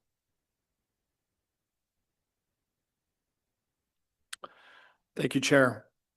Those are excellent questions. First off, I can answer the first part of the question. Why are we doing this? We are doing this in part, number one, Council in 2022 directed staff to review inclusionary zoning. It was included as a priority measure within the official plan in terms of the flow out from the new official plan that was put in place. And also it was included within the former 10-year housing and homelessness plan as well as a priority initiative that the city to pursue. So there is existing council direction that staff did need to follow up. It was also included within the housing acceleration framework that council passed back in 2024 as a milestone that we need to achieve to enable that framework. But that's more the procedural reasons for why. The main challenge that we have here with respect to this is that when we are talking about a housing crisis, it is useful to have all the tools that are available and not necessarily to need to use them, but simply to have them available. Inclusionary zoning is a tool that currently does sit there. And what staff are looking to do is make sure that that option exists under the framework and under the rules that the province has set aside. There are requirements and strict requirements for how and when it can be used. And those are the tests that staff would be bringing to bear when we come forward in 2 years' time to assess whether or not council should in fact actually flip the switch. That is not to say that in 2 years' time, staff will recommend that we flip the switch. It all depends upon the conditions of the market, how things are looking, the stabilization, how transactions are happening through the city, what is the change in interest rates or construction prices. There are a number of variables that we would need to assess over the course of this next year to understand what those trigger mechanisms could possibly be. What I would say is this: putting together the framework is a significant undertaking with respect to the policies and the zoning framework and pieces that are in place. What we are suggesting is to put in place that framework now so that that tool is available. If it turns out that in 2 years' time, that a regulation would be useful in order to reach council's objectives, whatever they may be within 2 years' time, within a new term of council, I would respectfully suggest that it may be better to have that tool available rather than suddenly realize that you might want to have that tool available and need to restart a process from the very beginning. It is a lengthy and time-consuming process. And so if we have that tool that is there, then council has the option, whether or not they wish to flip that switch. Chair, I hope that answers. So it does. I'm looking at this also from a resource perspective, and please, David and Marcia, correct me if I'm wrong, but we don't have unlimited planning staff as a resource. We're tap dancing on quicksand with the provincial government making announcements every single day, it seems, regarding planning and housing. So as you noted, this is a significant time investment and resource investment. Are those resources not better allocated to what is happening, what's coming from the province, and moving forward on some of the housing acceleration plans that we have? And I'm again, I see immense value. I have been a massive cheerleader for IZ zoning in the past. I'm just sitting there going, do we send you off? You work for years. You could be focusing on other items, and you come back with something that's lackluster because we just can't read the tea leaves. Thanks for the question. So the chair, this report and recommendation is important and stepstone for us to proceed to the next step, which would include looking to potential financial incentives to encourage market development and to incorporate affordable housing as well. In addition to the procedure reasons that David just summarized of why we're doing this, we also have a commitment with CMHC when we're signing the Housing Acceleration Fund, that this is one of the tasks that we have to do. So there are several reasons that we're doing this, but the result is still valuable and informative for our next steps. Okay, so just for my understanding and clarification, we are required to do this as part of our agreement with CMHC? Correct. Okay.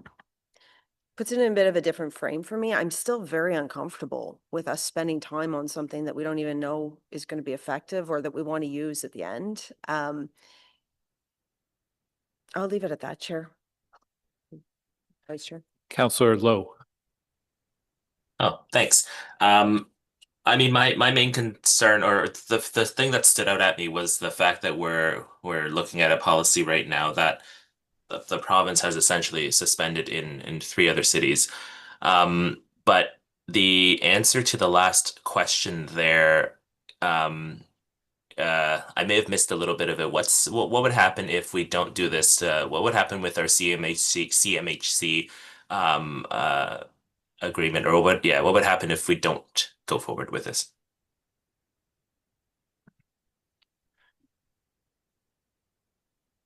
Thank you for the question. Mr. Chair, it is certainly true that the inclusionary zoning framework was put in place as a milestone under the Housing Acceleration Fund.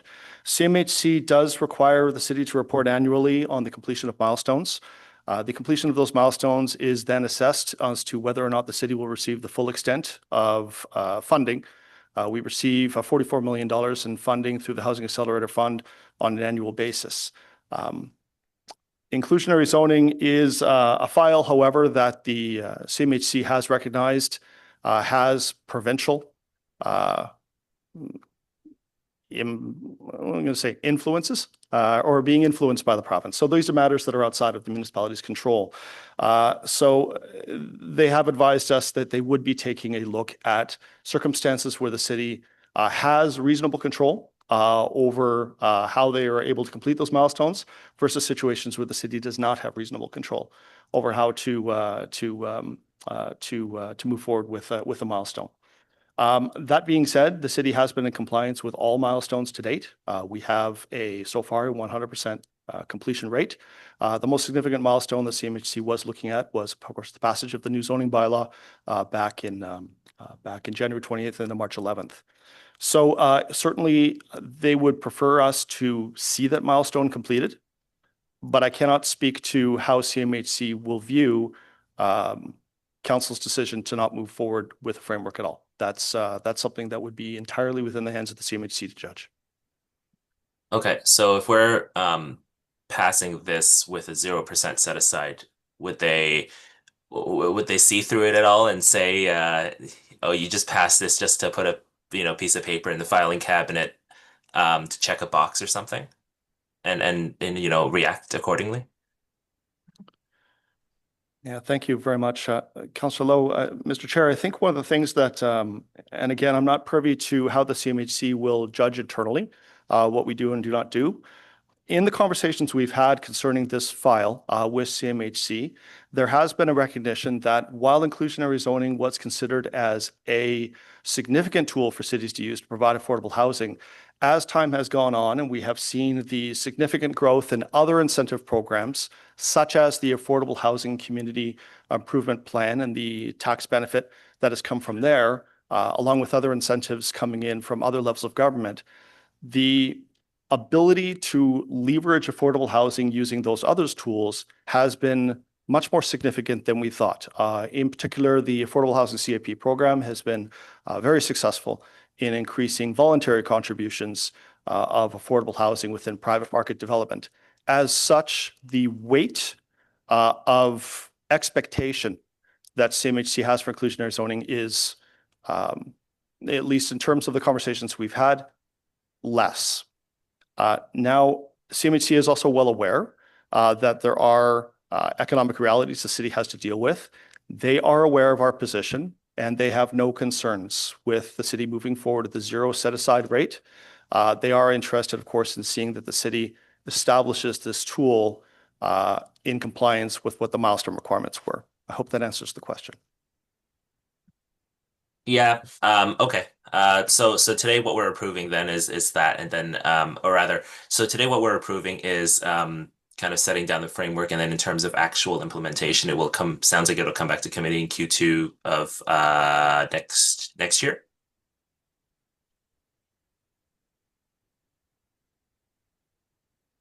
Yes, Chair, that's correct. Okay. Thanks. Thank you. Thank you very much, Councillor Lowe. Councillor Kavanagh? Thank you very much, Chair. And thank you for giving us a briefing ahead of time as well. Appreciate that.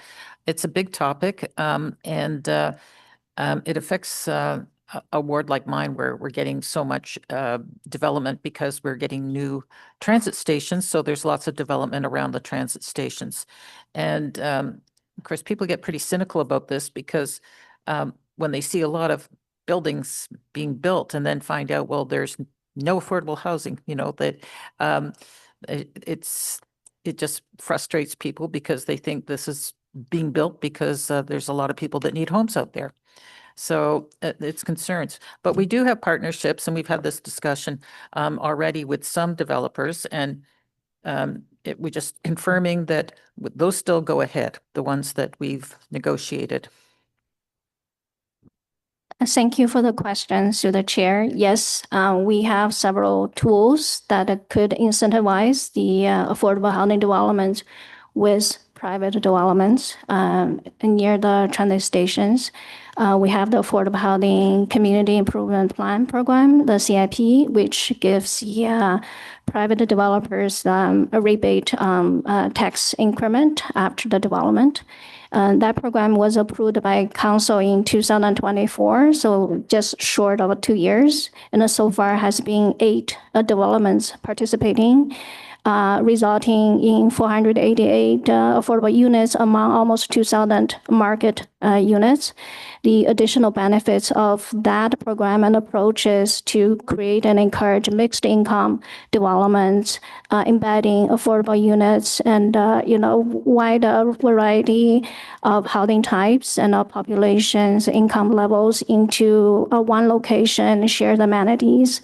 There was also while the project incorporated the youth group as a target client group for their project. So that was one of the example of the real financial incentives that could achieve that goal. Just to add that inclusionary zoning itself, it does not provide any financial supports or incentives. It's not a financial tool. So just to clarify, those examples you gave, that's not inclusionary zoning. That's it. Correct. Yeah, I think that's important to realize that there's other things that are happening out there. Mr. Burggraff talked about partnerships with nonprofits. He did mention that. So that is outside of the inclusionary zoning definition. Is that correct? Correct, yeah. Okay. Well, I think that's important to know that nonprofits are the way to go if you want true affordable housing, and they certainly know that. I mean, there's a lot going on out there, and there's also a lot not going on out there because some developers are just not building. They're saying it's not profitable to build, period. And I have many projects that are just not moving forward. And we even have a developer that's changed their mind about building housing at all. That's incredibly frustrating. So I get that we're trying as much as we can to get them still to build housing, that is, and we need every tool we can. So I'm just showing that there's different ways of doing it, and inclusionary zoning was one definition, and it's obviously not working right now because we can't even get builders to build at all because they're saying it's just not the right time or the expenses are too much. So I appreciate that, but I know this is kind of outside the scope, but what are we doing to encourage more nonprofit housing? Because I'll let you just answer that, and I know you're going to have a good answer. Briefly, please, just as significantly out of scope. So thank you, Chair and the Councillor. Briefly, the affordable housing sectors are supported largely through our affordable housing capital strategy works. That includes a pre-development support, capital funding support, some concierge support, and coordination and support letters to other levels of government and the funding sources in a nutshell. Thank you. And thank you, Chair, for giving me that opportunity. Thank you. Thank you, Mr. Chair. So first of all, I think that at first I thought this was quite bizarre. Councillor Gower and I were talking about this the other day. This is actually bizarre, 0%. However, hearing what we've heard today, I think it actually does make a lot of sense because here's the reality. Right now, in this moment right now, it would not be a good thing to put any percentage on this, right? We heard all the ramifications of doing this type of thing right now. However, none of us in this room can predict the future. You have no idea what's coming down the pipe. Could have a different government provincially. We'd have a different government federally. You never know what's going to happen, right? You don't know what's going to happen to society. It's not a financial planning tool right now, but it might be. A government can say, oh, guess what? If you put inclusionary zoning and you have an OCH run it, even in an existing building, you really have no idea. We have seen so much come at us in the last few months and the last few years. You actually, as a planner right now, probably cannot predict the future at all. So I think it's fair for us to be ready for this, set it at 0 right now and be ready. So that's my overall comment on this. I want to say that this presentation I thought was excellent. One of the things I have complained about in the past, to your annoyance potentially, is that I didn't feel we were getting an understanding that staff could walk in the developer's shoes. And this presentation certainly reflected that there seems to be a lot of understanding now as to why things won't, as they say, pencil, or they're not constructible, I think was the term you used last night in our public consultation. these are real things, you know, and the conversations we have with developers and they register on the lobby registry, they help us understand these things. And I feel that now where everybody's got a lot more understanding. You know, we talked about whether a pro forma, sample pro forma would be helpful for you to run the numbers along with the developer. And I don't know if that's what you're doing, but I certainly feel that way after that presentation. So thank you very much. Thank you very much, Councillor Curry. Councillor Johnson? Thank you so much, Chair. Yes, so I just wanted to, you know, back when I was getting back into the job market in I'm looking at the girl right now, so I guess 2019, I had to write a piece for my employer on why the city should think about inclusionary zoning. You know, that was my test. I had to write in French about it. And here we are in 2026. And I think we actually owe the public a demonstration of our understanding of the issue. It was a hot topic only 7 years ago. Or how old are you? 7 years ago. And now we're in a very different place. It's worthy of a conversation here at committee. And I just want to echo the previous speaker's comments. I was so incredibly impressed with this presentation. It demonstrated a grounding in the current economic reality, in current careers, in a very, very sensitive staggered approach to the quintiles we were after. It's an incredible level of detail. And if we're going to come out with a recommendation that suggests 0%, then we should definitely be able to demonstrate our understanding of why we're recommending nothing right now. You know, and so I think that has really been achieved. So I want to commend Mr. Wise for his work here. I think it should give folks who are critical of the city an understanding or an appreciation that we really are trying to ground ourselves in the economic realities and trying to advance those pieces that are worthy of consideration at this time. So now we have a moment where we have a process that we can develop for a stage of readiness in the market. You know, we have colleagues in BC right now, talking to councillors in BC right now, who have just recently passed a bylaw in New Westminster to mandate landlords to have a cooling room in their buildings. So if you can't have all of the units have air conditioning, now they're asking landlords to have a cooling space. It just goes to show you the differences in where the housing markets are. Here in Ontario, we're trying to do everything we can to spur development. In BC, the housing market is relatively healthy, and now they're able to introduce additional values and expectations within that built form. So to have something already prepared that we can use in the future as the market conditions improve, I think is worthy of passing today. I don't think it's I think it will create a set of nimble resources later, and we can move away from the pearl clutching of the development industry at this time. Thanks. Thank you very much, Councillor Johnson. Councillor Tierney? Yeah, thanks, Chair. Just want to echo a couple of the points I heard. Like Councillor Kavanagh, it is very frustrating when you have a lot of development taking place and we don't have any kind of carrots or sticks, I don't really care what you want to say, to encourage that kind of typology. My questions to staff, and I kind of understand, because Councillor Dudas teased it out there, that this is a requirement.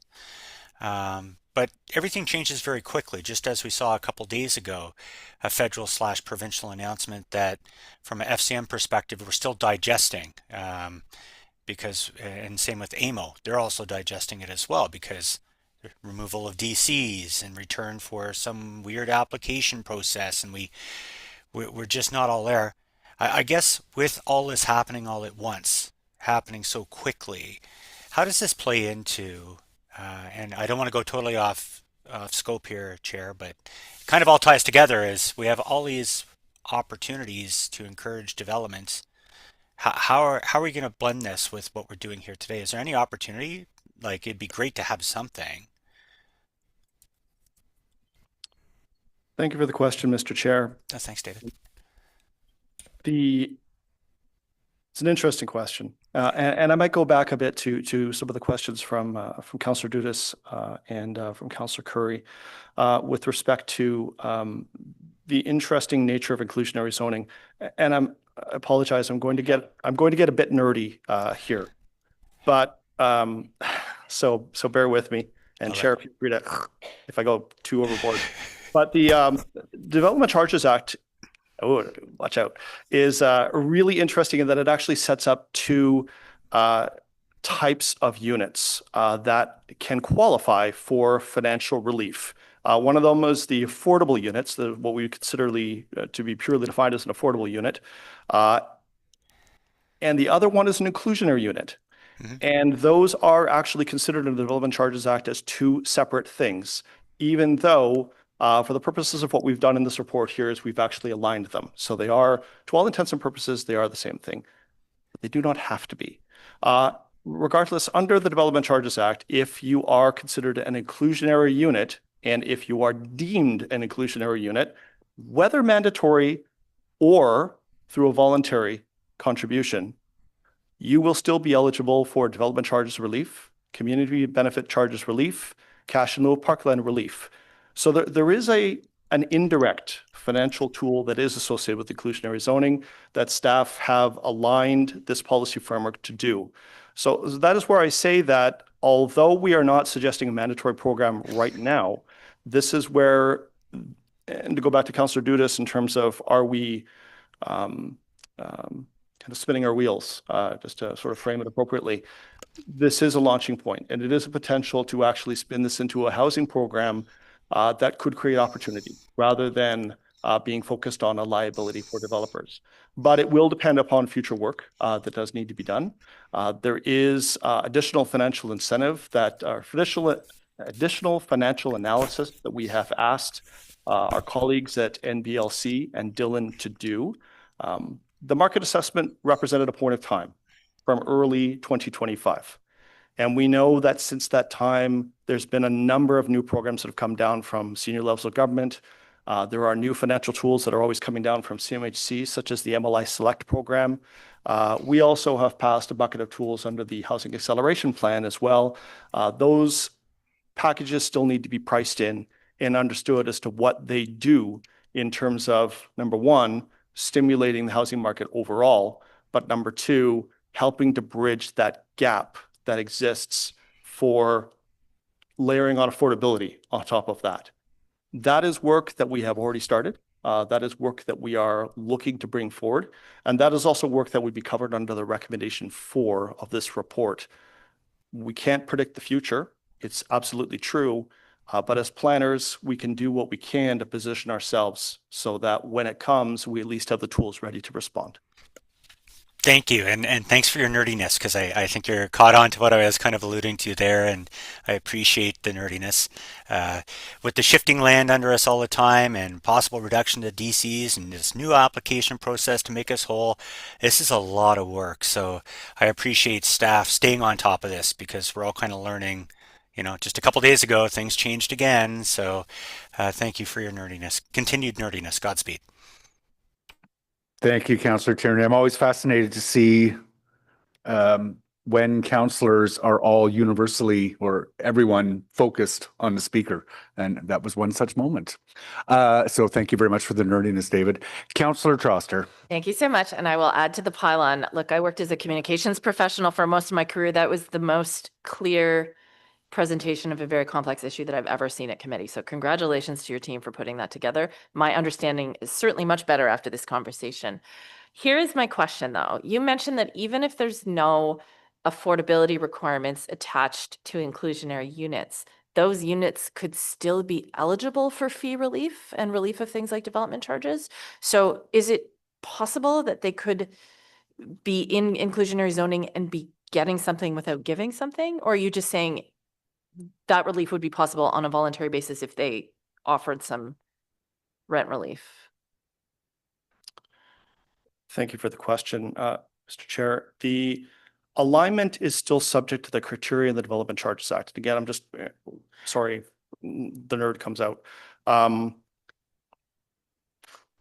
The The affordable, the definition for affordability within the Development Charges Act is reliant upon a development being able to provide a unit at average market rent, and that's citywide average market rent. It's a blended composite average from CMHC, or the 90% of the average market purchase price, or the lesser of those compared against the income-based ability for a household to pay at the 6th decile.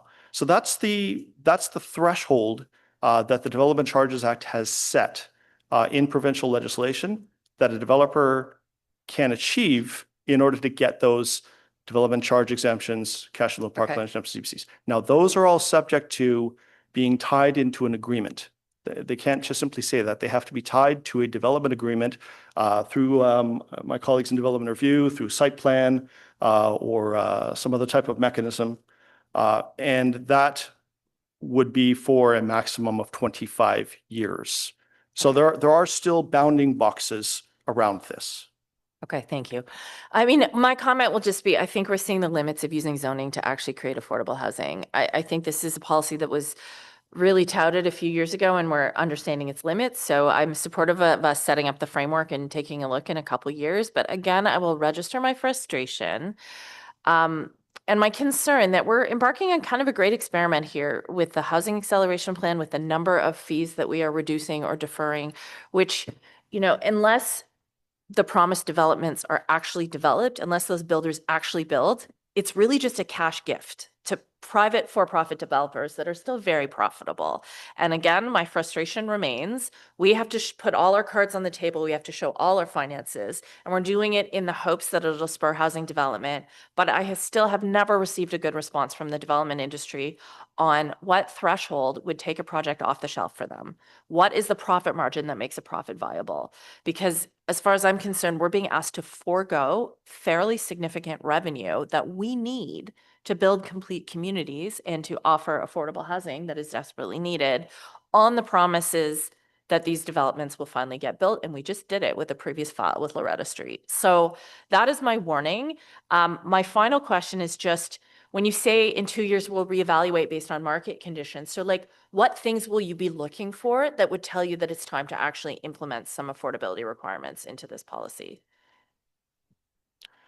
Thank you for the question, Mr. Chair. One of the things that I did want to touch upon with Councillor Troster is we have been working quite closely with respect to understanding the underlying economics.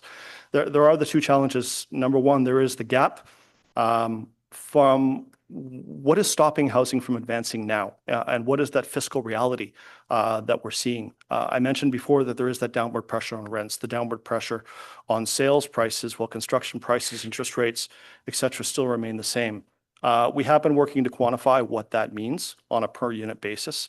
Of course, these are always point in time. These are always specific to particular developments, but we do have a fairly good understanding of what that quantum is, what that delta is between feasibility and there.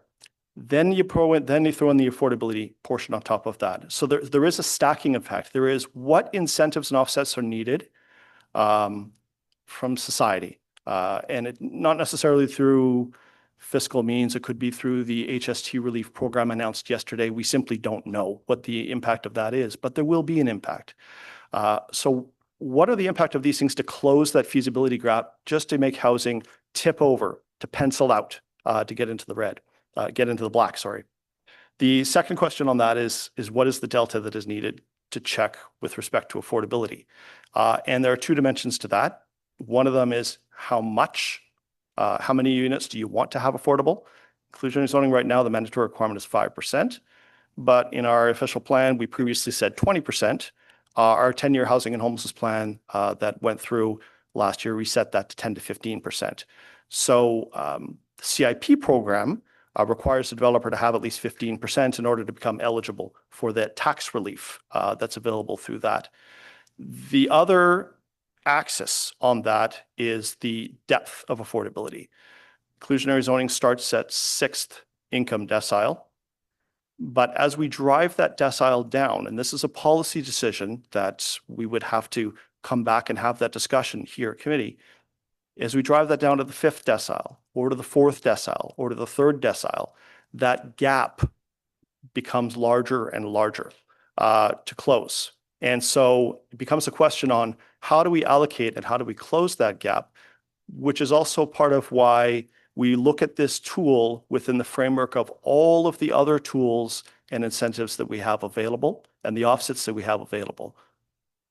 Okay, thank you. I appreciate that. And I will say I was very excited by the new definition of affordability that's in the refreshed 10-year housing and homeless plan, which is not about comparison to the market. It's about ability to pay. Because at the end of the day, affordable housing is how much income do you have and how much can you afford to spend on housing? And I was very happy to see that plan very firmly say that it is about 30% of income, 30% of net income. That's what it's about. So, you know, I think we can play with the numbers, but the reality is it's not affordable if people can't afford it. And I have lost faith that minor incentives will create deep affordability in the way that we actually need to tackle the housing crisis. So I'm very interested to see the way this plays out. But I will register my skepticism because I think we're doing a lot and we're asking very little of the development industry right now. We really are. And the housing acceleration plan was the biggest transfer of incentives to the private development sector that the city's ever considered. So this is kind of a grand experiment, and I'm very interested to see what happens in the next 2 years. And I hope we're not filled with regret having given away money and not actually spurred development.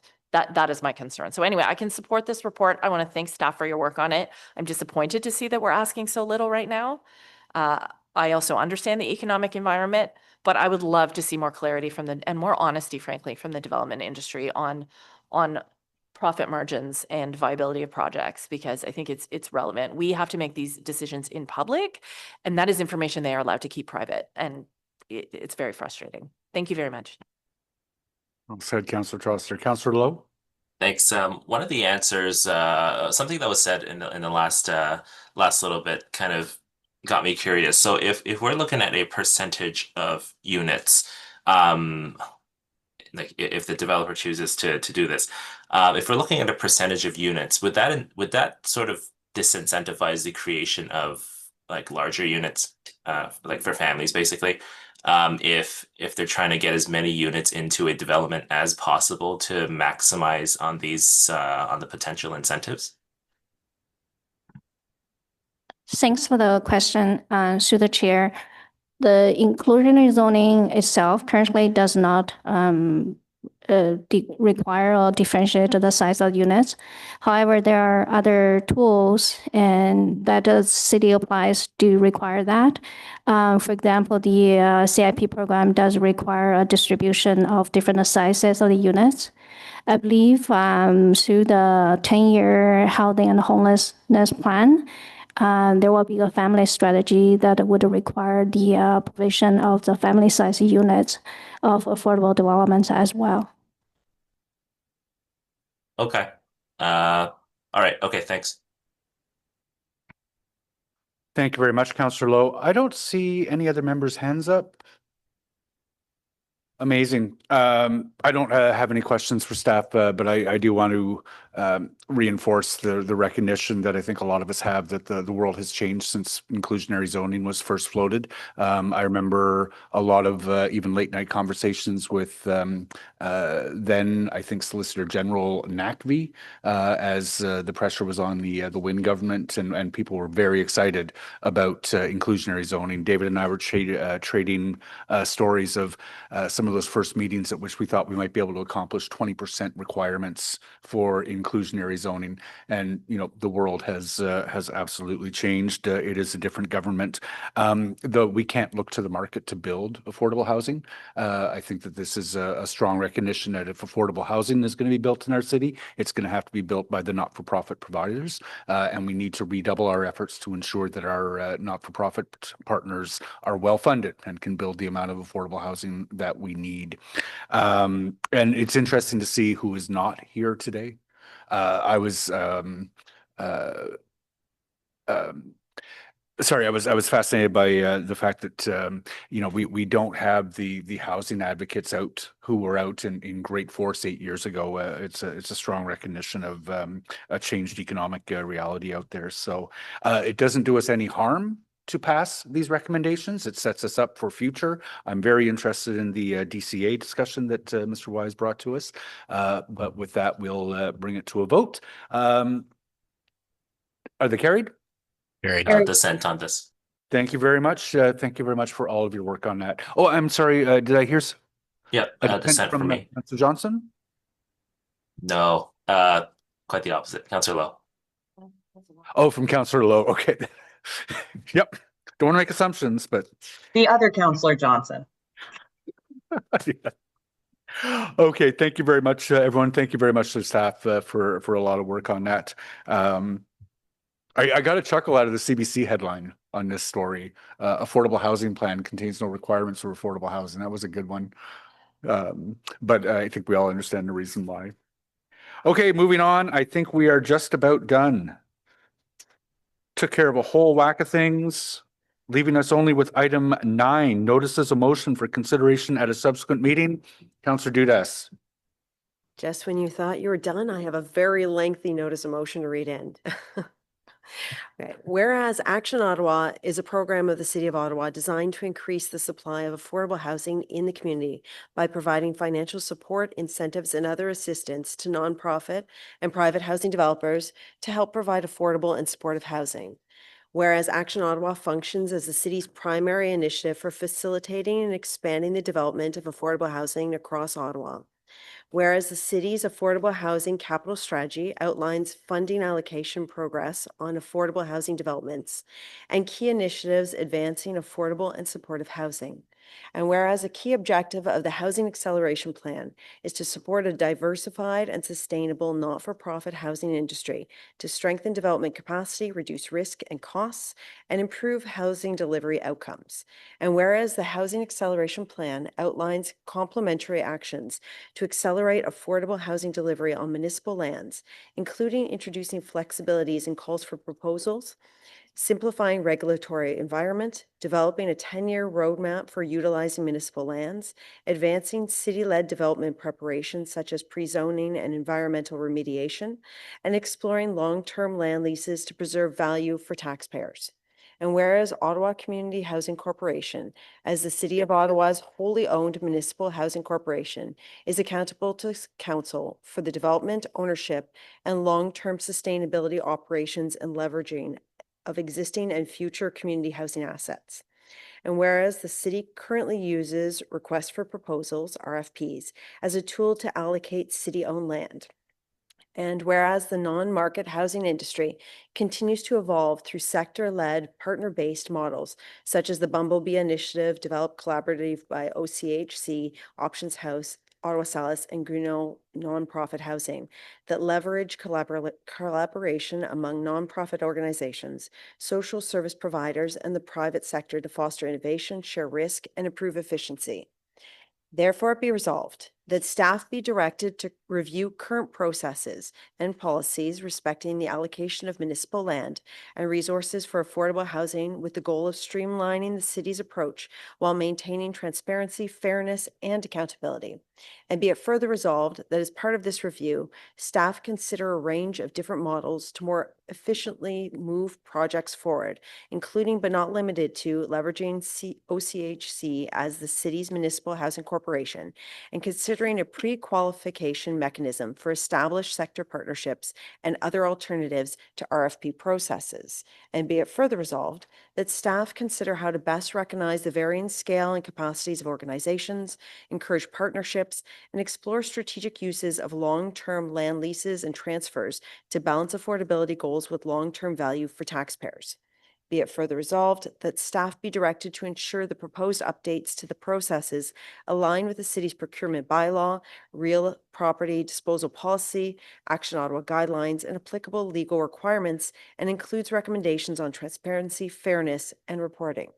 Be it further resolved that staff work with OCHC to explore ways to more effectively streamline future developments and improve the speed and affordability at which wholly municipally owned non-market housing is delivered in Ottawa.